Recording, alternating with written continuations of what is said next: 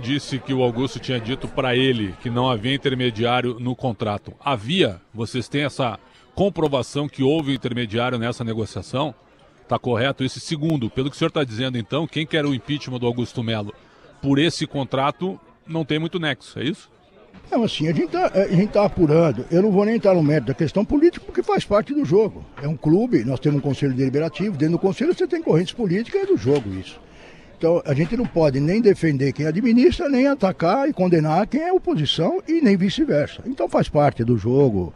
Eu, como presidente do conselho, tenho que entender tudo isso, que é um jogo que faz parte. Agora, tecnicamente, o que a gente está apurando é quando começou esse contrato, quando ele foi rascunhado, quando ele começou a ser construído dentro do âmbito da administração, se havia intermediário ou se não havia, porque no começo as notícias que circulavam é que tinha um contrato e à parte tinha um outro contrato com intermediário. Depois circulou informações que tinha um contrato sem intermediário e depois encaixaram o intermediário. Isso o Conselho, através da sua comissão, já viu. Não existe. O que nós temos de claro e já apurado é que o contrato iniciou com o intermediário. Inclusive, uma minuta que nasceu para esse contrato já tinha o campo de patrocinador master com o intermediário, dados em branco que foram construídos em 2, 3 dias, porque era uma gestão nova e não queriam vazar os dados. Isso nós temos comprovado já. O contrato já nasce com o campo de intermediário. Agora, Tuminha, por que intermediário num negócio que em tese é tão fácil você... O Corinthians bem, as empresas batem na porta do Corinthians em busca de um negócio. Por que a prática do intermediário para tentar trazer dinheiro para o Corinthians numa ação que, em tese, é muito fácil de se conseguir? Por que o Conselho e a estrutura do clube autorizam um negócio como esse que pode dar problema como está dando? Não, perfeito, eu concordo com você. Nós estamos, inclusive, eu nomeei uma comissão de reforma estatutária. Nós já colhemos as propostas dos conselheiros, dos associados através dos conselheiros, já fizemos uma audiência pública inédita na história do Corinthians. Nunca se ouviu os associados diretamente em audiência pública.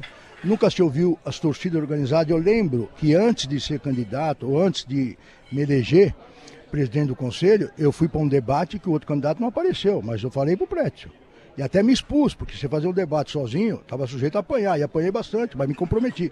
Falei, esse debate de torcida organizada, votar, não tem que ficar na imprensa. Quem tem que debater é o foro competente. Nós vamos levar para dentro do conselho. Quem vai decidir é o conselho e depois a Assembleia Geral. E nós estamos fazendo isso lá. Então, essas questões têm que ser revistas no estatuto, se for o caso. Agora, essa pergunta era difícil de ser respondida, mas ela pode, inclusive pela Vaidbet. Por que a Vaidbet procurou intermediário? Então, assim, não é tudo culpa do Corinthians, você percebe? Ela faz uma nota pública e fala isso. Aí é uma opinião pessoal, não é do presidente do conselho. É difícil separar, mas eu estou separando. Quando eu vi a apresentação do contrato master, do patrocinador master, eu fiquei muito desconfiado, porque eram muitos valores para uma empresa desconhecida, mas podia ser um pré-julgamento, eu não gosto de fazer pré-julgamento. O que me chamou a atenção, talvez pela experiência vivida na minha profissão, eu fui policial a vida inteira, fui secretário nacional de Justiça. Quando alguém anuncia um patrocínio e esse patrocinador fala que vai pagar 120 milhões ano, que é muito dinheiro, é o maior patrocínio da história do Brasil. É um patrocínio que se equipara com patrocínios da Europa. E na Europa são SAFs, não são clubes que nem o Brasil. E você vê lá, o indivíduo que é o representante, ou o dono da empresa, ficar 10 minutos numa coletiva e ir embora. Pô, se eu sou dono da empresa e tenho uma mídia espontânea, eu fico 32 horas falando com a imprensa. Até para os caras falar o nome da minha empresa, 32 horas, de graça, é uma coletiva. Falamos sobre isso no dia, viu? Capelães falou no dia. Isso. Falei muito foi e apanhei. criticado quando falou isso. Fui muito criticado por ter falado isso. De graça? Sou o dono da marca, o quê? Aí o cara tinha um compromisso no almoço na hora. Acho que é o mais importante, né? Mas tudo isso bem. Me chamou a atenção, mas obviamente eu não posso prejudicar ninguém. Claro. E na época eu falei, esse cara vai ficar 6 meses e vai pular fora. Infelizmente coincidiu 6 meses. Quando ele alega que está saindo porque o intermediário está sob suspeita, mas ele fez uma nota dizendo que o intermediário que levou no Corinthians foi esse cara e ele não conhecia o Corinthians. Como não conhece o Corinthians? Para chegar no Corinthians é fácil, você não precisa nem botar endereço, põe Corinthians. Qualquer aplicativo de endereço, ele te dá o caminho. Ô doutor, são duas perguntas bem rápidas. Eu só queria poder entender, quem mentiu na história então? Foi o Augusto Melo ou foi o Rubão? nessa história envolvendo aí o intermediário? O Augusto falou que não tinha, de repente o Rubão foi lá e explanou para todo mundo que tinha. Como é que tá a situação? Quem mentiu então? Porque alguém mentiu nessa história. Quem foi? Não vou entrar nisso porque não é meu papel, a gente está apurando, até porque são momentos diferentes. A gente está apurando isso. O Rubão disse que falou, não é antes da virada do ano. O que a gente está apurando, o contrato já começou no primeiro dia do ano. Então, assim, não vou entrar nessa briga, não vou entrar na disputa. Acho que ela não é benéfica para o clube. Mas o Augusto falou algo para o senhor? Não, ele não foi ouvido. Nada. Ele prestou informações desde o primeiro requerimento. E saiu uma notícia que ele recebeu um grupo de conselheiros. E os conselheiros falaram que ele falou que não tinha intermediário. E mandaram para mim um requerimento dizendo que um jornalista falou que tinha intermediário. E para esses conselheiros ele falou que não tinha intermediário.